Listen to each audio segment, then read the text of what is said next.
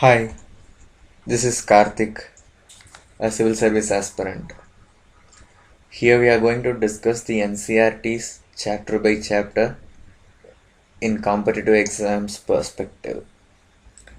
To start with, I'll take up the 6th class social science NCRT, which is our past one, and in that we are going to see what, where, how, and when, the first chapter. The subsequent lessons will be dealt in subsequent days.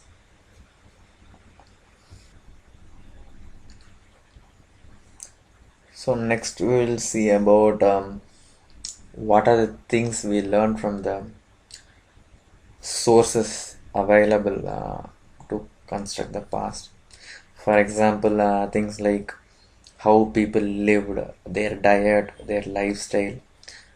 People, matlab, like people did different jobs like hunting, farming.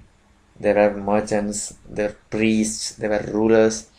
So everyone did a different stuff from the rest.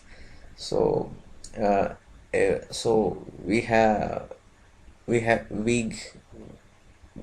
information about them, then followed by the place where they lived.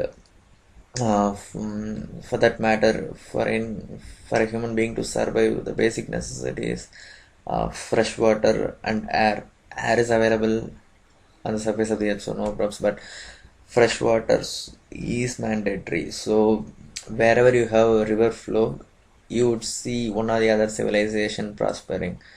In Indian context, we have civilization prospered in Narmada Basin, Indus Basin, Ganges Basin. Why not even on the hill stations like Garo? Uh, Mostly people did hunting, they did agriculture, they were gatherers, they were herders, there were artisans, there were traders. So people are doing different stuffs, but based on the physiography of where they were living. Even the one of the greatest empires, Magadha, basically Bihar region, that was also situated in the Ganges River basin. So the next point is like about migration. We we are a country which has its base on unity in diversity. So how the diversity happened, because of migration.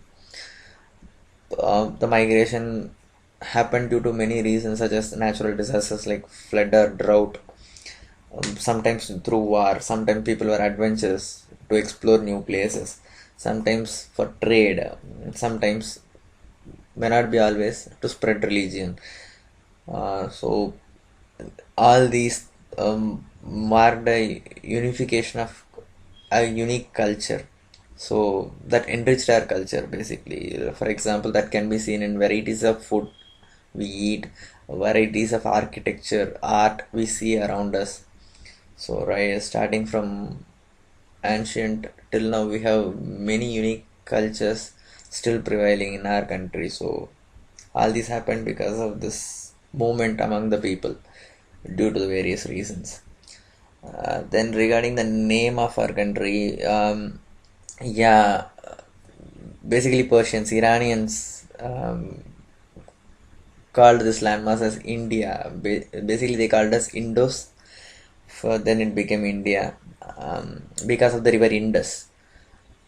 Also in Rig Veda, they have mentioned about the tribes Bharata who lived in the northwest region. So that has given us the name Bharat. So officially India can be called as India as well as Bharat. Um, that's it. Also, we have different sources which gives us information about our past, like archaeological sources. For example, we have parts, we have ornaments, we have the cloths.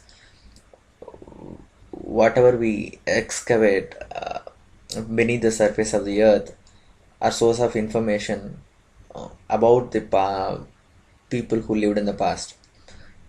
For example, say we have a coin in our hand, we can see the symbol which has been etched on it, the metal with which it was made. All these give us the information about the people and their civilization. So and we have few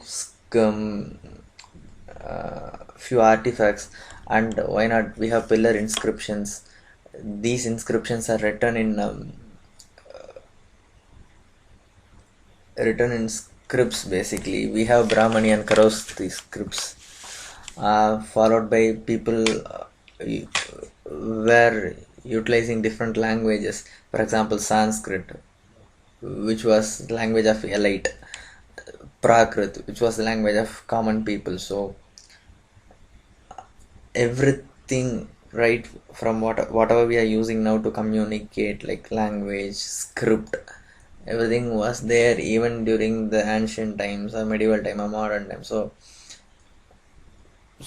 these things are the source of information for us about the lives of people in the past. Thank you.